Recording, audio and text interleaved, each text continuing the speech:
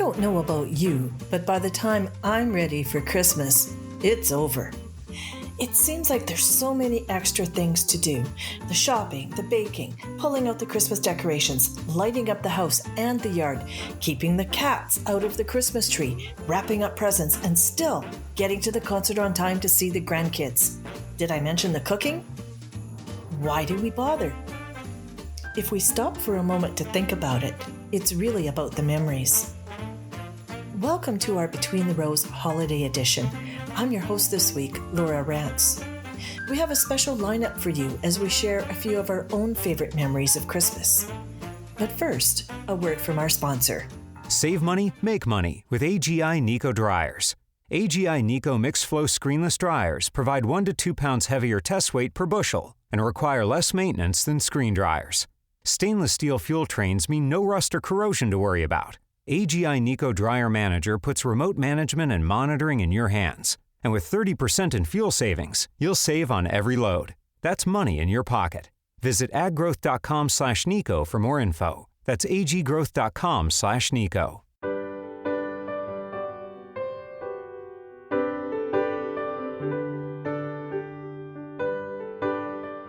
For many of us, this holiday season is deeply rooted in our faith.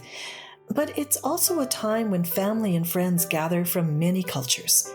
For starters, these holiday celebrations help warm up the coldest, darkest winter months by reminding us that we're not suffering through it alone. Yes, the relentless music piped through the stores designed to make us spend more gets a little tiresome. But at the same time, when those familiar songs are brought to life by a chorus of singing neighbors, it's hard not to smile.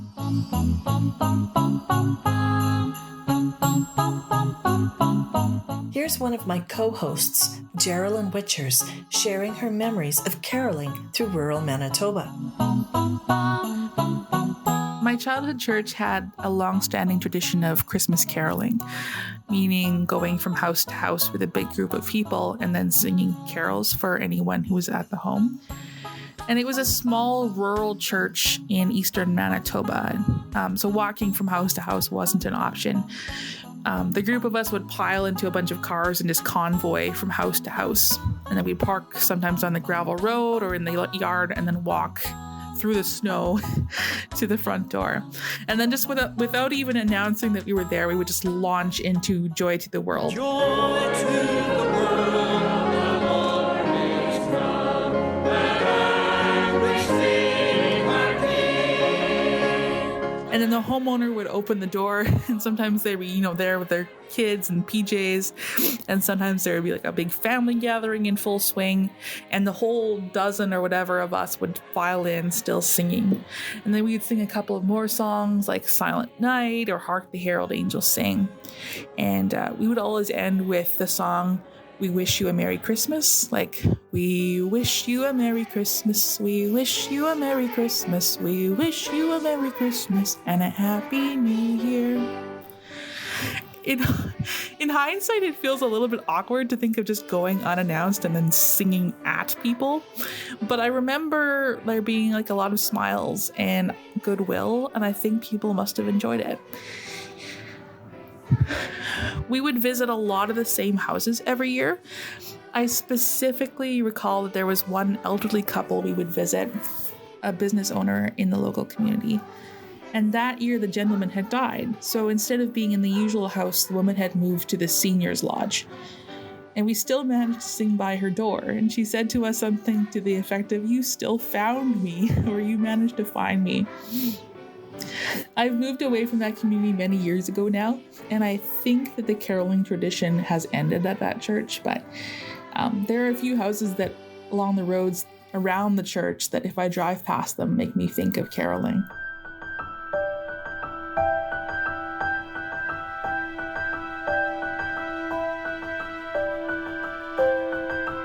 As I think back to my own childhood growing up on the farm, what made Christmas so special were the little rules and rituals that had the effect of slowing things down and yet adding to the excitement and anticipation.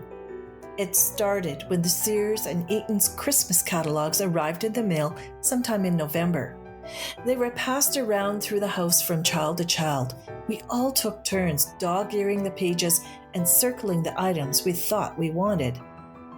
I used to lay awake at night with the Christmas lights on the eaves outside filtering into the darkness of my bedroom, thinking about the toys I imagined some lucky child would be getting, but somehow knowing it wouldn't be me.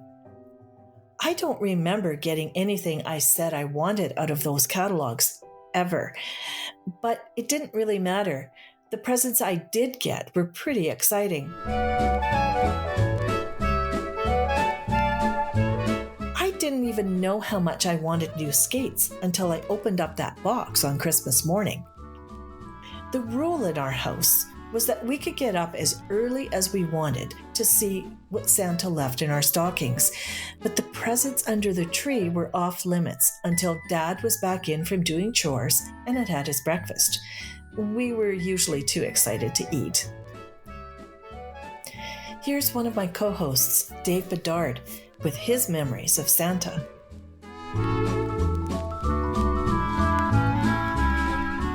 Hi, Dave Bedard here. I've got a lot of favorite Christmas memories, about 20-30% of which involve waking up insanely early every Christmas morning when we were kids growing up on the farm in northeastern Saskatchewan, just to sit there in the near dark with the tree lights and the 8-track player on, or lying flat out on the living room floor at my grandparents' house every Christmas evening in a turkey coma with half an eye on whatever was on Wonderful World of Disney. Or, many years later, there's the one time my parents showed up at our door here in Winnipeg on Christmas morning and had to wake us all up.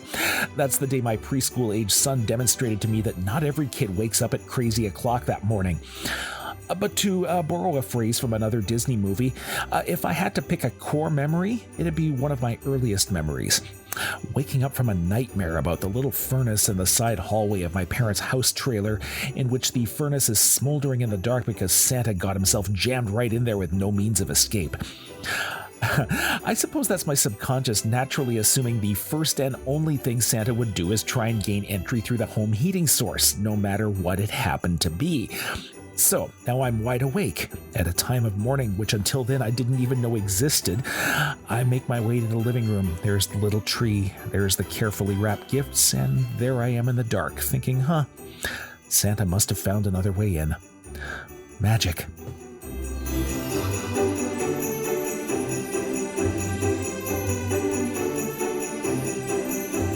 In our house, Santa brought pretty much the same things every year.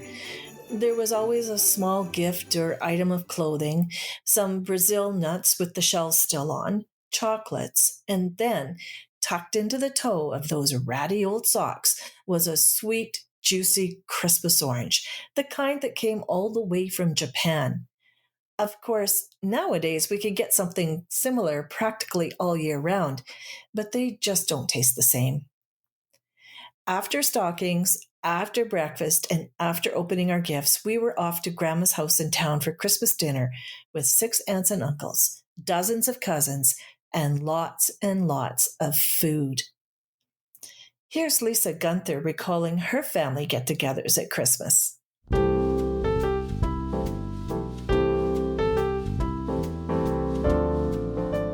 Hi, this is Lisa Gunther, editor of Canadian Cattleman magazine.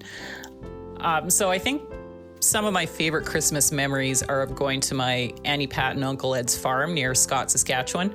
It's the farm actually where my mom grew up, and then her brother, my Uncle Ed, took over the operation.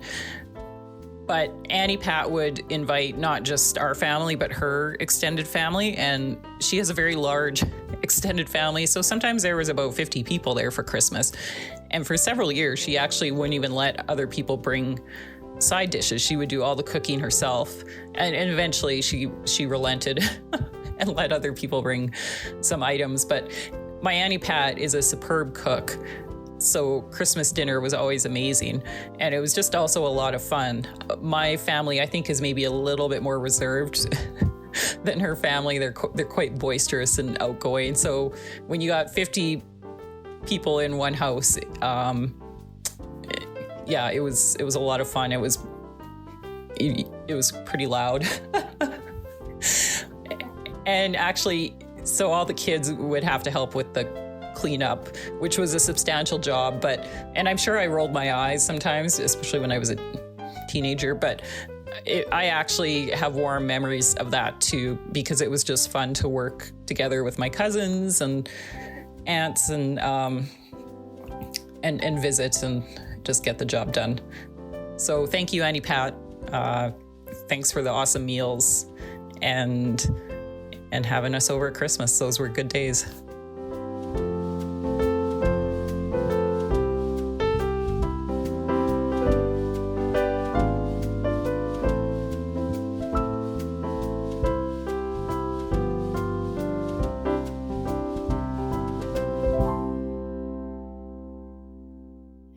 It's also the time of year when playing with your food is perfectly okay. Just ask Christy Nuts, who's here to talk about her favorite Christmas food game.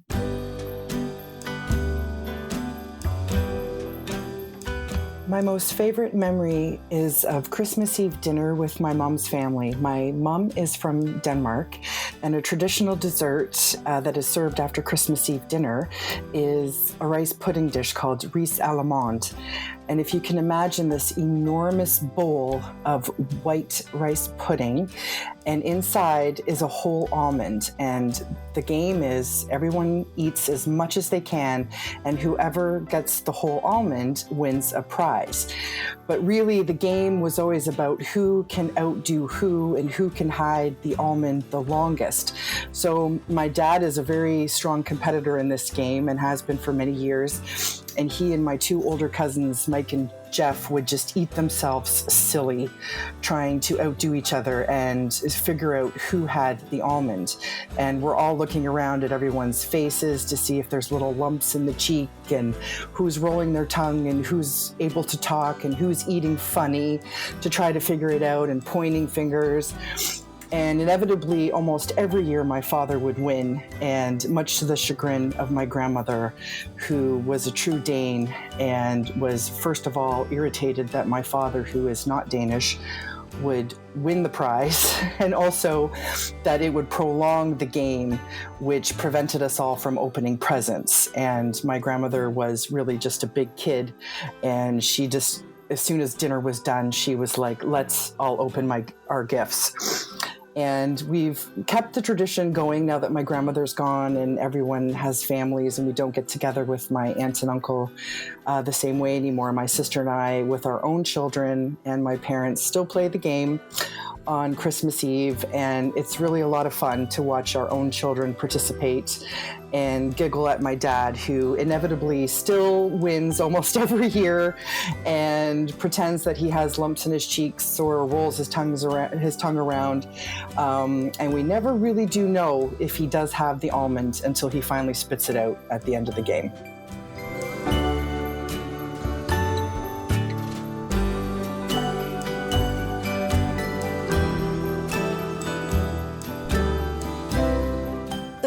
Pandemic affected Christmas get-togethers over the past couple of years in ways we could never have imagined.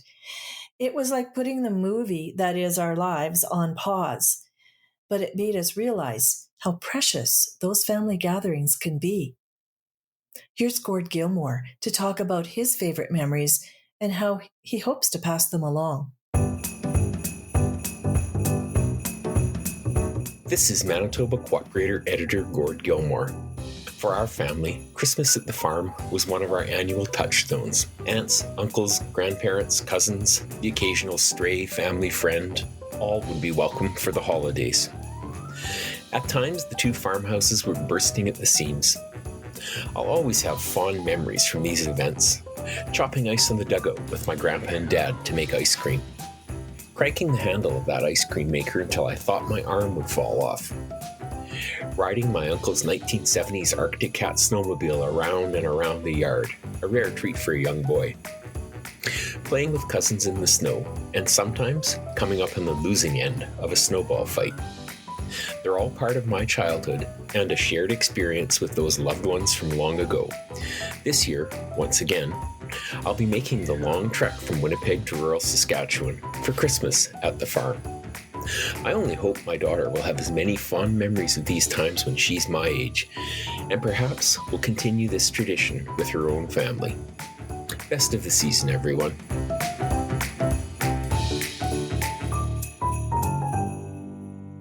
Getting together with family and friends is also when we reflect on the year fading into history. When John Morris, former editor of the Manitoba Co-operator, looks back on the year that's been, he thinks in rhymes. A review of 2-2. As longtime readers know, what we do each year first is review the one that's just passed, but in doggerel. That's bad verses. A look back to review things is usually a good practice, gainful, but this year it's one that feels kind of painful. Ups and downs for farmers here seem only a piffle compared to those in Ukraine dodging bombs, drones, and missiles, or to those in Ethiopia and Somalia in their fourth year of drought, and in Pakistan where tens of thousands are still bailing out. So while some things here might need measures corrective, let's all try to relax and put things in perspective. After spending the summer of 2021 asking rain gods to be chosen, Manitoba farmers finally got precipitation, except it was all frozen. Future grandparents will be telling kids why back in 21-22 the drifts were so high. Then it all melted, and for a while farmers thought they'd have troubles. To meet insurance deadlines, an air seeder would have to blow bubbles. But after avoiding some wet spots and maybe not spraying precisely, most ended up with a crop that finally turned out quite nicely. Except in the Peace, most of Alberta started out pretty dry, but the crop got a break from those rains in June and July. By the end of September, harvest was just about done. Wheat averaged 55.6 bushels with good grades, and canola 38.1. The latter surprised me. From those early reports I was reading, I expected flea beetles would have had the entire crop eaten. Though I hear some folks down south have a bit of a shortage, most regions went into the winter with a good supply of forage. I have a vested interest in farm newspapers, so maybe I'm just bitter, but I think some farmers are getting too much news from Twitter. Some tweets claim the government's plans for the crop growing sector are to restrict application of ammonia to 3 grams per hectare. But there doesn't seem to be any reason for the furor. In fact, the feds are even offering money to practice fertility 4R. Just about every agronomist says that's what farmers should be doing, so maybe it's time to calm down and do it a little less stewing. Though some say it's a bit hard to define it precisely, a trend called regenerative agriculture seems to be catching on nicely. It's based on the theory that whether conditions are drier or wetter, if you've stored more soil carbon, things will always work out better. But it seems over the long term, if you want carbon storage, sooner or later your rotation will have to include forage. That's not just good for the soil, it helps stem the persistence of weeds that are showing multiple herbicide resistance. But if more forage means less annual crop with herbicide to weed, it also means more cows, steers, and heifers to eat it. Based on last year's ag census and what I hear in the coffee shop, the number of those who want to chase cattle continues to drop. Now, age 55 seems younger each year, at least as I see it, but the Ag Census reported that 60% of farmers succeeded. Who's going to take over from them? Many farm kids must be guessing. The census said only 12% of farms have a plan for succession. For a while, the decision to buy land made you look like a hero, but that was while interest rates were almost at zero. They may be trying to hide it, but I think on sellers' faces I sees a bit of a smile now they've invested their returns in 5% GICs.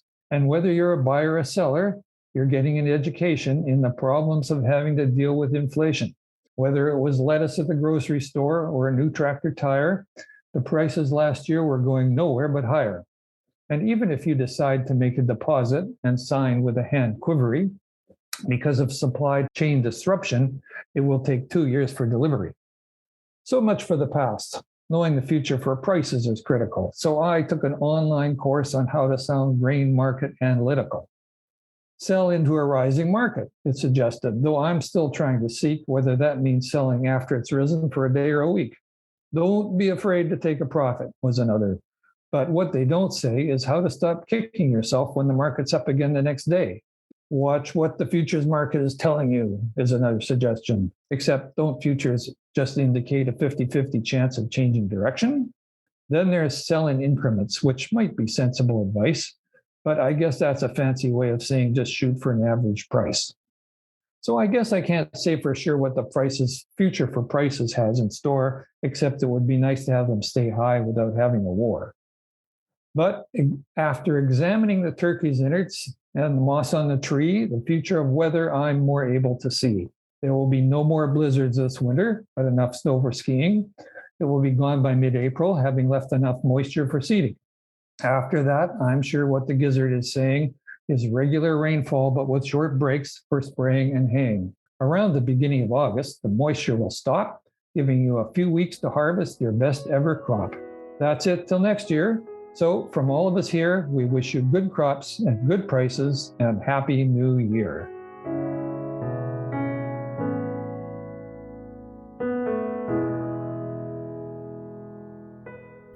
Our own family gathering this year will be different. Both of my parents recently passed away. The sense of loss is still fresh and raw as we reconfigure the seating arrangements to accommodate 2 empty spots. But we're still going to celebrate and enjoy the strong family connections they built for us to carry forward. We're going to pull out the old movie projector and run some Super 8mm films across the wall in the garage. And we're going to share some memories. We hope these stories inspire you to share a few of your own, because it's our memories that keep the ones who have gone before us alive in our hearts. Thanks for joining us on Between the Rows. Stay warm and have a wonderful holiday season. I'm Laura Rance.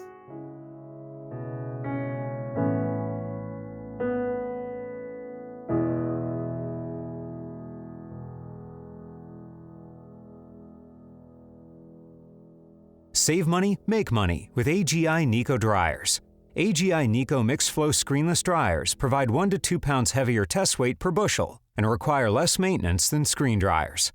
Stainless steel fuel trains mean no rust or corrosion to worry about.